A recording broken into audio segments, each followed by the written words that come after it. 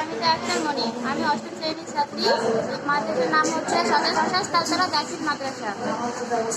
আমাদের সুপার হচ্ছে লুৎফর আহমেদ। তিনি আমাদের কাছ থেকে হচ্ছে সেশন ফি বেশি আদায় করে, তারপর হচ্ছে প্র্যাকটিক্যালের জন্য 1000 করে টাকা নেয়, তারপর হচ্ছে ট্যাপের জন্য 1000 করে টাকা নিছে এগুলো। তারপর হচ্ছে আমাদের কাছ থেকে এনআইডি কার্ডের জন্য বলছে 200 টাকা করে, কিন্তু নৈপুণ্য অ্যাপস, কিন্তু আমাদের তো ওই এনআইডি কার্ড দেয় নাই, তার জন্য উনি আমাদের কাছে টাকা নিচ্ছে। আমরা ওনার কাছে টাকার আবেদন করছি, টাকা চাইছি, কিন্তু উনি আমাদের বলছে যে উনি নাকি আমাদের কাছ থেকে টাকা নেয়নি। টাকা তোমাদের কাছে টাকা নিছে, এখন অস্বীকার করছে যে টাকা নেয় নাই। আজকে টাকা দিবে, কিন্তু আজকে উনি টাকা দেয়নি আমাদের। আচ্ছা, টাকা ফেরত দেওয়ার কথা ছিল, কিন্তু উনি আসেন নাই। প্র্যাকটিক্যালের মার্ক শিক্ষা প্রতিষ্ঠানের ওই টিচার নিজে মার্কটা দেন, এখানে কোনো অর্থর কোনো প্রয়োজন নেই। একটি টাকাও কিন্তু এই প্র্যাকটিক্যালের বাবদ ফি নেই। কেন্দ্র জাস্ট ওইখানকার খরচার জন্য শিক্ষা প্রতিষ্ঠান প্রতি 200 টাকা নেয়, আর আমাদের সুপার প্রতিটা ছাত্রছাত্রীর কাছে 1000 টাকা করে দিচ্ছে প্র্যাকটিক্যাল টাকা এই মার্কটা দেওয়ার কথা।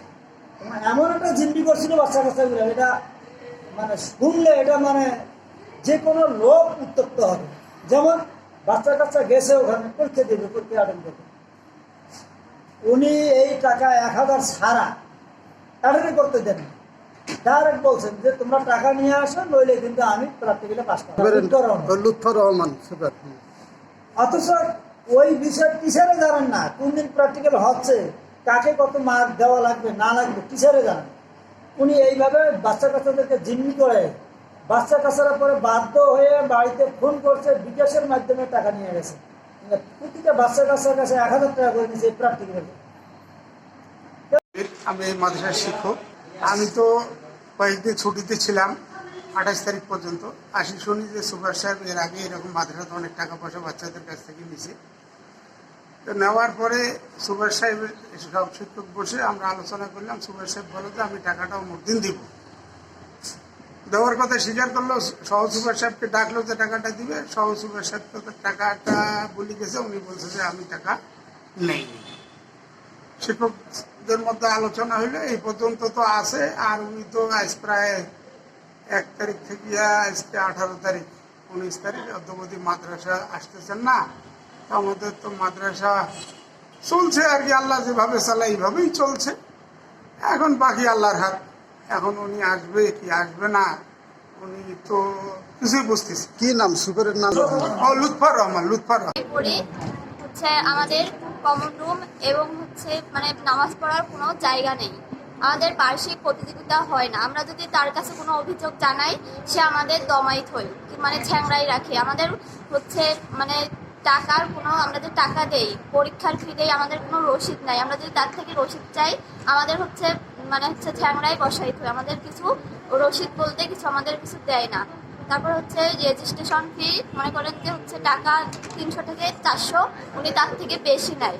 তারপরে আরও অনেক কিছু আমাদের থেকে কত নিচ্ছে, 500 টাকা করে নিচ্ছে, কিন্তু ওটা হয়তো 300 থেকে 250, এমন 300 থেকে 350 এমন কিছু হতে পারে।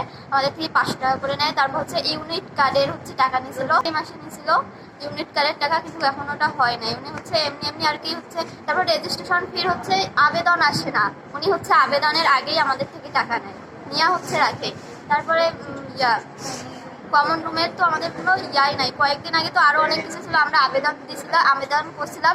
তারপরে আমাদের কমন রুমের হচ্ছে করছে, একটু ভালো করছে। তারপরে ছেলেদের কোনো কমন রুম নাই। তারপর আসতেছেন না। আর 29 তারিখে এখানে কিছু লোকজন আসছিল, ওনার অনেক কথা বলছে এবং ওনার কাছে টাকা দাবি করার পরে উনি ওনার কাছ থেকে ডিট করে নিয়ে গেছেন। তারপর টর্চারিং করার পর আরও বেশি অসুস্থ হয়েছে। আচ্ছা, আপনি তো সহকারী সুপার, তাই না? আপনি তো অনেক ফি কালেকশন করেছেন, কার মারফতে কালেকশন করলেন? আমাকে যেটা নোটিশ করা হয় সেটা আমি কালেকশন করি, নোটিশ ছাড়া কোনো ফি কালেকশন করি না। আপনি নোটিশের মাধ্যমেই সব কালেকশন করেন? আমাদের দায়িত্ব দিতে সেটা দিচ্ছি। সুপার আমাদের থেকে অহেতুক টাকা। সুপারের নাম কি? সুপারের নাম লুৎফর রহমান। উনি আমাদের থেকে অহেতুক টাকা তুলছে, কোনো রসিদ চালে রসিদ দিতেছে না, পরীক্ষার ফি বেশি ধরতেছে। আমাদের এনআইডির জন্য নিচে 250 করে, কোনো ইউনিটারি কোনো ইয়ে নেই। তারপরে আমাদের ইউনিটারির জন্য নিচ্ছে 200 করে, আবার নগদ তোলার জন্য নিচ্ছে 100 করে। আমরা কোনো যদি রসিদ চাই বলে ব্যাংকে যা জমা দেয়, ব্যাংকের নাম্বার দেয়, আমরা তো ব্যাংক চিনি না, আমরা যাবো করি। এখন ওনাকে আমরা ডাকছি ফোন দেওয়া, উনি বলে কোনো টাকা নেয় নাই। উনি বলতেছে যে আমি কোনো টাকা নিয়ে নেই, আপনি কোনো ওখান থেকে টাকা নিয়ে নেই, আমি ওগুলো জানি না। আমি বললাম যে আপনি মাদ্রাসায় আসেন, উনি মাদ্রাসাও আসতেছেন না। তালতলা দাখিল মাদ্রাসার ম্যানেজিং কমিটির সদস্য। যাই হোক, মাদ্রাসা নিয়ে তাদের কাছে নাকি অবৈধভাবে কিছু ফি নিয়েছে সুপার সাহেব। এই ব্যাপারে আন্দোলন হয়েছে, এটা আমি শুনতে পেয়ে মানতেছে না এবং মাস্টাররাও তাদেরকে থামাইতে পারতেছে না। যাই হোক, এটাকে আমি মাথায় নিলাম, নিয়ে আমি ছাত্রছাত্রীদেরকে ওদের দিয়ে ডাক দিয়ে বললাম যে যাই হোক, তোরা যেহেতু টাকা পয়সা দিয়েছ, তো এই অভিযোগটা আমাকে মুখে না বলে লিখিতভাবে দাও, তাইলে হয়তো বা আমি এটাকে নিয়ে কোনো একটা পদক্ষেপ নিব বা সুপারের সাথে কথা বলে দেখি আসলে এটাকে কি করা যায়। উনি টাকা পয়সা ফেরত দিবে না কোনো কিছু ব্যাপারে বা কোনো কিছু করে দেওয়ার জন্য। এর মধ্যে কিছু আমি যোগ করি, সেটা হলো ছাত্রদের দাবি দাবার মধ্যে যেমন কমন সংস্কার এবং অন্যান্য জিনিসপত্র অনেক আমাদের অভাব। তাই যেহেতু বেসরকারি প্রতিষ্ঠান, সেহেতু ওরা সবসময় করে আসে কোনো বাজেট টাজেট নাই, কীভাবে করি, আস্তে ধীরে করবো, এই হিসাবেই তারা কথা বলে আসতেছে।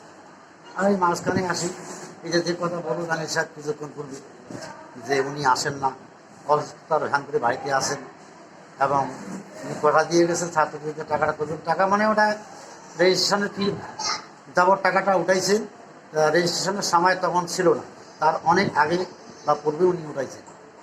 কিন্তু সেটাই ছাত্রদের ভাবছে যে এখন আমাদের রেজিস্ট্রেশন হয় নাই, এত সময় আছে, তারপরে আপনি এত অগ্রিম নিলেন কেন? যেহেতু আপনি অগ্রিম টাকাটা নিলেন, আমাদের টাকাটা ফেরত দেওয়া হয়।